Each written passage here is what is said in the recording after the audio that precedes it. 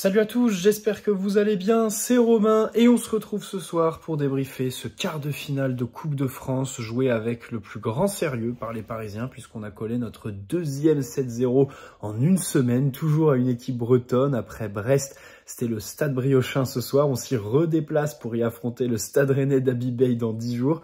On espère le même tarif à ce moment-là.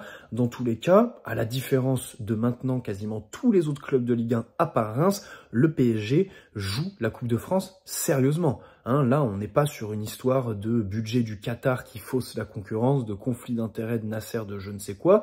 Le PSG se retrouve avec Dunkerque Ligue 2, Cannes N2 et Reims Ligue 1 en demi-finale. Ce soir, c'est Brest qui sort donc contre Dunkerque alors qu'il menait 2-0 à la 65e, pendant que toutes les autres équipes de Ligue 1 se font piteusement éliminer. Eh bien nous, on est là, on a commencé très fort avec Lens à la mi-décembre et derrière, voilà, on a eu que des matchs faciles. Celui de ce soir, ça a été le mieux négocié. Contre Espali, on avait eu un petit peu de difficulté. Là, ouverture du score au quart d'heure de jeu et jusqu'au bout, on respecte l'adversaire, quel que soit son niveau. On a aussi de l'exigence envers nous-mêmes, une fin de but qui est absolument insaisissable. Et donc, ça donne ces matchs qui sont très plaisants. Bien sûr, voilà, ce soir, on a vu un PSG qui fait plaisir, qui déploie les principes, les appels par exemple entre le latéral et le central pour les milieux de terrain. On voit des centres, c'est vrai qu'on double la mise sur un centre. Voilà, on voit des actions de plus en plus, notamment les frappes de Désiré Doué. Elle finit sur la barre transversale pour l'ouverture du score de João Neves, comme ça avait été le cas contre Manchester City sur le but de Barcola. La belle relation aussi, toujours, entre Doué et Kvaratskhelia, qui nous donne un péno en deuxième mi-temps. Pas de penalty gate. Luis Enrique fait le signe 9 et c'est Gonzalo Ramos qui le prend. Pour le doubler, il en mettra encore un après sur un superbe rush de Désiré Doué qui voulait le péno. Et qui 5 minutes après fait la passe D, après voilà un super contre qu'il a mené. Donc un match assez plein, un match parfait bien évidemment, sans blessure, on le note, sur un stade qui était très très correct au niveau de la pelouse. Ça change de Lyon et les autres pelouses qu'on a eu à affronter au Mans ou à Clermont contre Espali. Luis Enrique, alors, qui avait fait tourner, mais pas trop non plus. Déjà au niveau du groupe, il y a certains joueurs qui n'étaient pas convoqués, Vitinha, Lee Kangin, les deux n'étaient pas à l'entraînement hier, et Donnarumma, repos sûrement pour le gardien italien, ainsi que Yoram Zag. Je signale quand même que Zag, sur ses derniers matchs, donc en Coupe de France, il sortait à chaque fois à la mi-temps. Il a été prolongé jusqu'en 2028 contre Monaco il y a 3 semaines, un mois, et depuis, il est plus convoqué dans les groupes en fait. C'est même pas qu'il est sur le banc, c'est qu'il est même pas convoqué. Et encore une fois, aujourd'hui, c'est le cas. Alors que un Ibrahim Mbaye, par exemple, qui revient de blessure de la cheville, est convoqué, joue. Mayoulou, pareil, but, passe décisive. Donc c'est vrai que Yoram Zag, de toutes les prolongues auxquelles on a assisté le mois dernier, c'est celle que je comprends le moins, puisqu'il n'était pas convoqué ce soir. Peut-être parce que aussi Warren était de retour. Ça, c'était une petite surprise, parce que dans les médias, on parlait plutôt du match contre Lille. Et au final, voilà, il a pris sa demi-heure de temps de jeu. Donc ça fait plaisir, parce que dans la perspective d'une titularisation mercredi prochain contre Liverpool, c'est bon signe. C'est bon signe. Peut-être qu'il sera titulaire dès samedi contre le LOSC, surtout que ce soir, du coup, au milieu, on avait quand même 2 titulaires. Mais sur chaque ligne, on en avait. Hakimi et Pacho en défense, Fabien Ruiz et João Neves au milieu, et en attaque, Doué et Kvaratskhelia. Donc accompagné de Gonzalo Ramos. Au milieu, c'était Seny Mayoulou avec les 2 autres, et en défense, Lucas Hernandez à gauche et Beraldo axial droit. Et donc, Safonov dans les cages. Bon, Safonov qui fait son match, il n'a rien eu à faire, évidemment, à part un petit arrêt en toute fin de match, une sortie dans les airs en début de match. On note juste qu'à chaque fois qu'il capte un ballon, il relance rapidement. Et ça, c'est quelque chose que j'adore, cette volonté de lancer les contres parisiens très vite. C'est quelque chose qui me plaît chez lui. Voilà. Donc pour le reste, une équipe à moitié remaniée en fait. Moi, je m'attendais à un peu plus de remaniement. Alors, je ne sais pas si c'était plus de remaniement ou si en fait l'écart entre les titulaires et les remplaçants s'est réduit ces dernières années au PSG, parce que voilà, quand tu vois Ramos titulaire, quand tu vois Mayoulou même, voilà, la qualité de déplacement, la justesse technique du gamin. J'ai hâte de voir jusqu'où il va aller en termes de potentiel. C'est vrai que il est assez intriguant. Il est assez intriguant parce que comme il est grand et fin, c'était pas un joueur qui était très annoncé, mais finalement, il risque de faire quelque chose de très sérieux. Et ça me fait plaisir de le voir marquer sur une passe D de Désiré Doué, parce que cet été, quand Doué est arrivé, on disait que Mayulu allait payer justement ce recrutement. Et au final, les temps de jeu se répartissent assez bien.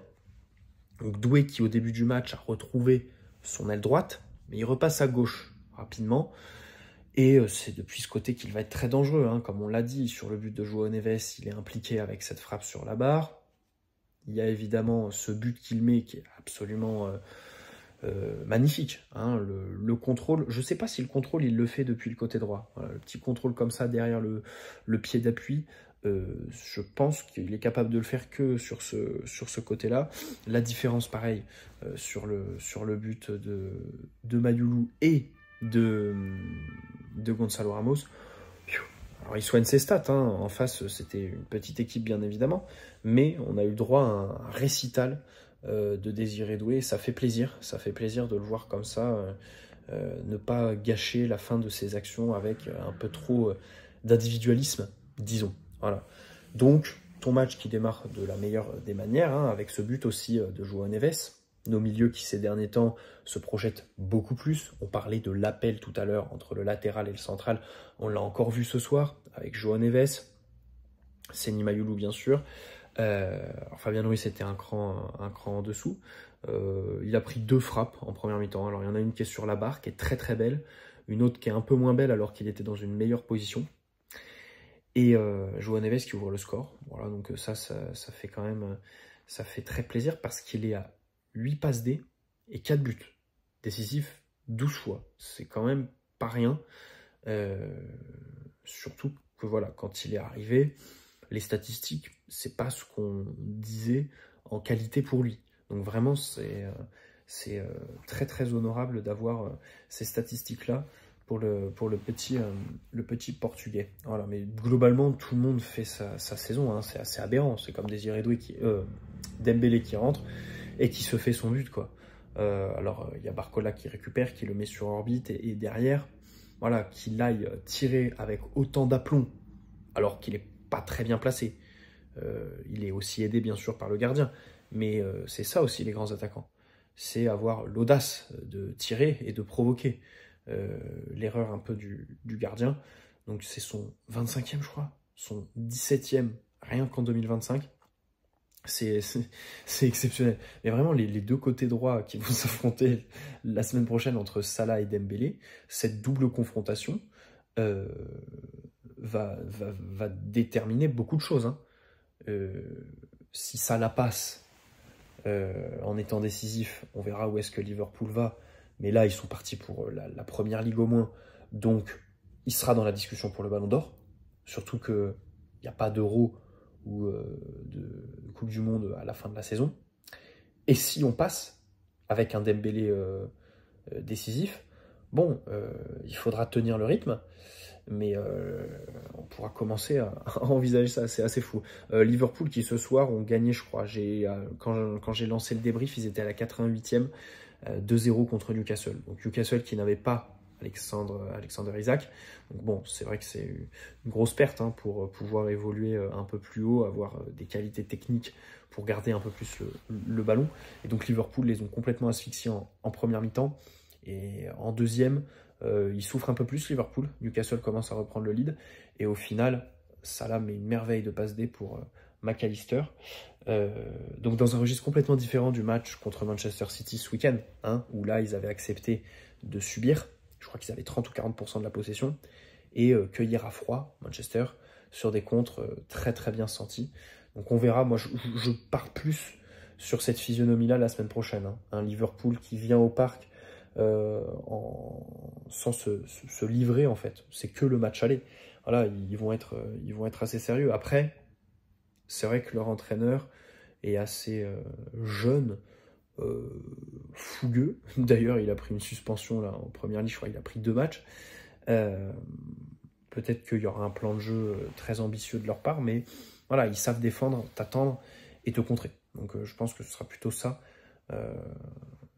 auquel il faudra s'attendre mercredi prochain. Bref, d'ici là, bien sûr, on aura le match du week-end contre Lille. Et puis donc, d'ici là aussi, la récupération, bien sûr, après ce quart de finale de Coupe de France très très maîtrisé. Alors, Kvaratskhelia ne fait pas de statistiques, c'est vrai. Il était un peu sur la retenue, hein. C'est vrai qu'on n'était pas sur le Kvara de dimanche soir contre Lyon, par exemple. Hein, on était sur des séquences de dribble très limitées. Peut-être qu'il était à l'économie pour éviter une blessure. Hein, j'en suis quasiment sûr. Après, voilà, pas de perte de balles très notable. Une vraie connexion avec ses partenaires. Voilà. Après, quand il repique dans l'axe, c'est vrai qu'il manque d'un point d'appui. Il faudrait quelqu'un quand même présent pour que nos ailiers, une fois qu'ils ont fait la différence dans les petits espaces, aient tout simplement de quoi s'appuyer un petit peu. Voilà, c'est ce qu'on a noté notamment en première mi-temps. Mais sinon, on a vu un Kvara, voilà, simple, efficace. Donc il sort assez tôt, parce que c'est vrai qu'on ne l'attendait pas titulaire, hein, sachant qu'il a joué 75 dimanche, 90 contre Brest et 90 contre Toulouse. C'est vrai que je ne pensais pas qu'il allait être titu ce soir. Et au final, c'est vrai qu'il l'est avec... donc Ramos, hein, c'est plus que mérité la titularisation. Ah oui, parlons de Ramos, bien sûr, qui met donc son super triplé. Le premier but, c'est celui que je préfère parce que deuxième poteau, donc sur un centre de Seny Mayulu. C'est surtout que quelques minutes avant, il y avait eu 2 séquences où il était un peu dans la même... dans le même schéma, Ramos, voilà, se retrouver deuxième poteau comme ça. Donc ça fait plaisir de le voir marquer un but dans ce registre-là, parce qu'on n'a pas de joueurs qui font ça. Enfin, Kvara, le week-end dernier... Attends, c'était quand? Non, contre Brest. Contre Brest. Voilà, la semaine dernière en Ligue des Champions.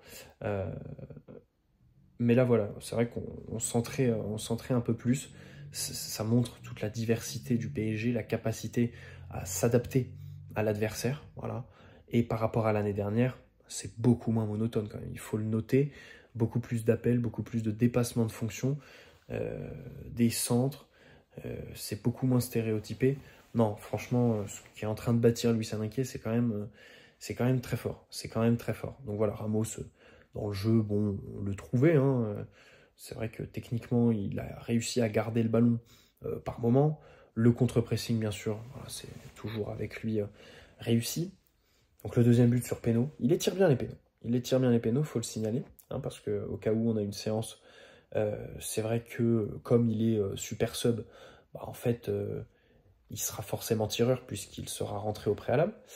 Et puis le troisième, bon bah là, il profite du super rush de Désiré Doué. Donc ça fait vraiment plaisir pour Ramos, qui marque 10, 11 et 12e but de la saison, si je dis pas de bêtises, je crois, en 23 matchs joués. Donc ça, c'est vraiment pas mal. Il fait son petit bonhomme de chemin, bien sûr. Bon, à droite, Désiré Doué, on est revenu hein, sur son bon match, toujours dans la provocation, les dribbles, la petite frappe là, avant le but de João Neves, la frappe qui finit sur le poteau. Alors bien sûr, on se dit, voilà, il est décisif parce que la frappe, elle provoque le but derrière, mais le jour où ça ne finira pas sur la transversale, mais en dessous, je pense qu'il nous mettra de sacrés pétards, Désiré. Donc ça, j'ai vraiment hâte de ce jour-là. Sa relation avec Kvara aussi est très intéressante. Hein. C'est vrai que les deux semblent parler le même football. C'est vrai. On a vu Kvara d'ailleurs s'énerver avec un adversaire en première mi-temps. C'est bizarre, enfin avec le latéral droit, s'énerver. C'était plus le Briochin qui l'était contre Kvara, mais Kvara lui a un peu répondu. Donc c'est la première fois qu'on le voyait un peu parler quoi sur le terrain et avoir une interaction humaine. C'est vrai que sinon les autres fois, bon, c'est pour aller demander des fautes à l'arbitre et c'est tout. Donc c'est vrai que là, quand je l'ai vu faire ça, tiens, je me suis dit ok, Kvara peut être secoué et puis justement avoir du répondant. Voilà. Donc au milieu, les bons matchs de Mayulu, João Neves bien sûr. Bon, en défense, on a retrouvé Pacho. Et c'est vrai que sur les contres, notamment en première mi-temps, il est là. Il anéantit assez rapidement, il fait un bon retour dans sa surface avant la demi-heure de jeu, je crois. Donc ça fait plaisir. De toute façon, il est vraiment très important. On l'a dit, on l'a souligné. Sur le match contre Lyon, son absence s'est vraiment faite ressentir. Et c'est vrai que c'est vraiment un joueur qui est devenu très très important au PSG de Luis Enrique. Bon, Beraldo il fait une touche un peu bizarre en début de match. Là, il y a un duel qui gère pas très bien. Sinon, pour le reste, il n'y a pas grand-chose.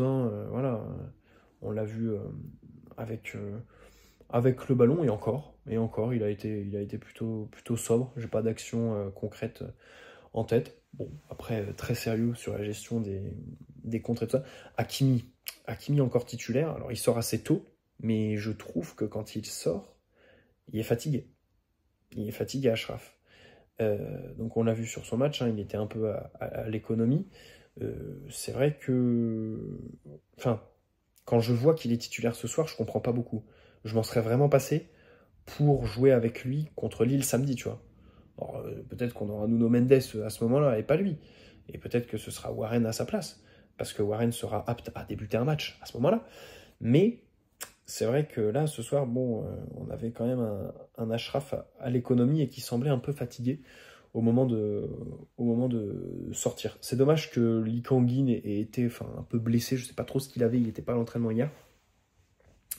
C'est dommage parce que voilà, ça aurait été un match où il aurait pu profiter un petit peu pour gratter des points, parce que c'est vrai qu'il y a là, quasiment tout le monde passe un peu devant lui, quoi. Seny Mayulu, Désiré Doué, c'est quand même assez loin devant pour le temps de jeu, pour les solutions dans la rotation, quoi. Voilà. Donc c'est vrai que là-dessus, j'étais un peu pas déçu pour Lee Kang-in, parce que c'est un joueur que je trouve assez neutre, et que je vendrai aisément l'été prochain si on a une belle offre. Mais c'est vrai que pour ce soir, bon, je me suis dit, tiens, il loupe un petit coche. Voilà. Bon, Lucas Hernandez fait un match voilà, sérieux. Après, il n'est pas mis en difficulté. C'est Kimpembe qui rentre à sa place? Non, c'est Barcola qui rentre à sa place, mais il y a Kimpembe qui rentre après. Donc ça fait plaisir, on l'a vu sur une petite demi-heure. Bon, il a eu l'occasion de se faire une petite frayeur sur une action où il concède une faute un peu bizarre. Mais sinon, pour le reste, bon voilà, on a vu un Kimpembe tranquille avec ballon. Même sans. Bon, après, sur la fin de match, c'est sûr que c'était vraiment de la passe à 10, quoi. À part sur les 5-7 dernières minutes. Mais sinon, c'était un match quand même très tranquille pour les Parisiens, et du coup pour Kimpembe. C'est son entrée, ouais, la moins tardive, disons, dans un match. Donc ça fait plaisir, petit à petit, ça revient, et c'est vrai que Lucas est encore titulaire, donc latéral gauche, et c'est Kimpembe qui rentre en défense centrale. Donc peut-être qu'il aura une carte à jouer là-dessus, sur ce poste d'axial gauche, Kimpembe, tout simplement, sur la fin de saison, avec Lucas Hernandez qui est du coup derrière Nuno, et Beraldo derrière Marquinhos. Voilà, Marquinhos qui était sur le banc ce soir, assez logique. On est sur un moment de la saison où d'habitude les adducteurs sifflent un peu pour lui. Au final, là, il est dans une gestion plutôt intéressante, parce qu'il est en grande forme physique, même dans les prestations. Donc ça fait plaisir. Et je crois qu'on a fait le tour. Bon, après, les entrants, il n'y a pas grand-chose à en dire. On a vu Mbaye, mais c'est vrai que il n'a pas touché beaucoup de ballons. Dembélé et Barcola, donc qui réussissent à se faire le but à eux deux, le dernier. Donc ça fait plaisir. Ils étaient assez remuants. Pas d'entrée d'alcoolique. Voilà, on ne dira pas ça, notamment de Dembélé ce soir. Donc ça fait plaisir. Bref, on se retrouve demain ou vendredi peut-être pour l'avant-match de Lille, qu'on joue samedi au Parc. Le report a été refusé, mais c'est assez logique, parce que les Lillois, ils ont demandé à reporter, alors que nous, on avait demandé il y a quelques temps à reporter, mais à vendredi. Et le Stade Briochin à mardi, pour qu'on ait du temps pour préparer Liverpool. Mais c'est vrai que pour Lille, ça se fait, enfin c'est difficile parce qu'ils se déplacent samedi soir et après ils se redéplacent à Dortmund le mardi quoi. C'est-à-dire que le dimanche, tu peux peut-être faire un entraînement chez toi et encore, ça va être que de la récup. Et le lundi, tu es obligé de décoller pour Dortmund quoi. Donc c'est vrai que c'est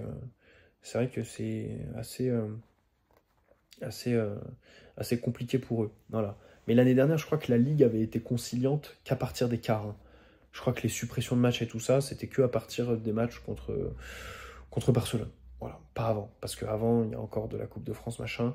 Là, bon, il y aura moins de matchs, on va voir sur qui on va tomber. Du coup, ce serait bien de tomber sur Reims.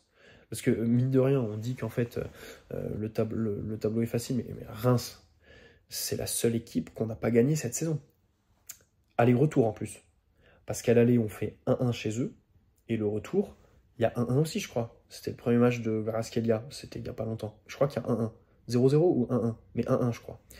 Donc, c'est vrai que, bon, c'est une équipe qui sait nous tenir en échec, les Rémois. Donc, voilà.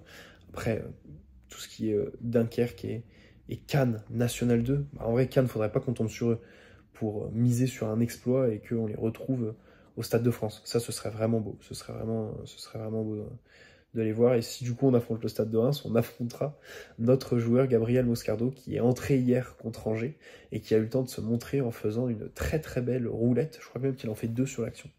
Donc ça fait plaisir pour lui de le revoir avec quelques couleurs. Voilà, j'espère que ce débrief vous aura plu. N'hésitez pas à poser un like si c'est le cas, vous abonner si ce n'est pas déjà fait. Et du coup, on se retrouve très vite les amis. Ciao.